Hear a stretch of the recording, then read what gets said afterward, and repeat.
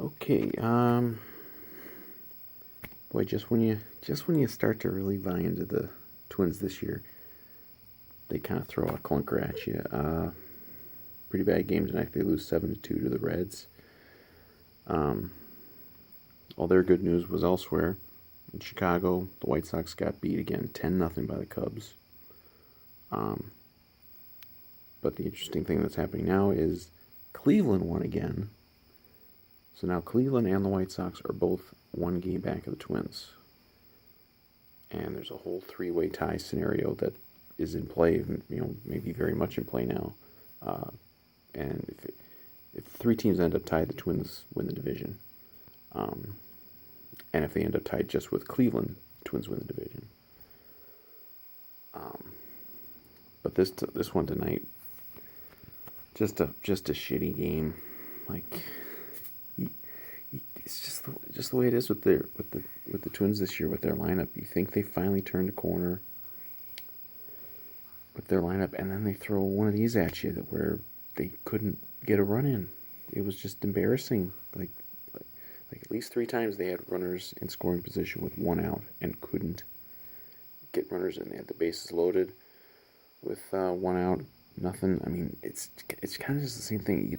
They don't get productive outs, and they're always swinging for the fences. And you need just the base hits once in a while, and they couldn't get anything tonight.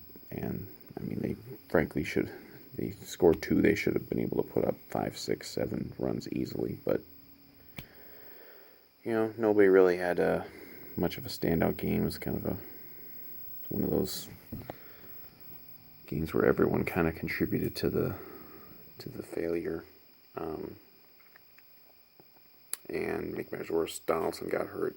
I guess he got a cramp in his calf, but he missed half the season with a calf injury. So I don't know if we can just brush it off as a cramp. And then Buxton took a fastball right to the it kind of just glanced off the side of his helmet. So luckily, I mean, if it had hit him square on the helmet, he'd probably be in the hospital right now. But he did have to come out of the game. But I think he might be okay. But you're probably without both of them tomorrow, just for precaution, if nothing else. So that's gonna hurt you. But I mean,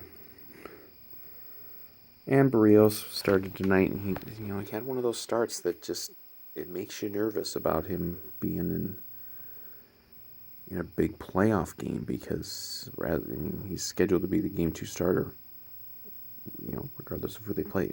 Boy, if they say they lose game 1 and now your season is on the line and you got Barrios on the mound, it makes me nervous. He just has this tendency to just have these kind of blow up starts. And this one wasn't like the worst ever or anything, but he, like in a blink, he gave up a couple home runs and was getting knocked around pretty good. And it's like, I don't know. He's just not. You just can't trust him that well. I would go with Pineda as the number 2 starter, but then of course in a best of 3, then you got Barrios as the pitcher for the winner take all game 3. So you're gonna get him either way. Yeah, not a very good game though. I mean, the Cubs saved us, so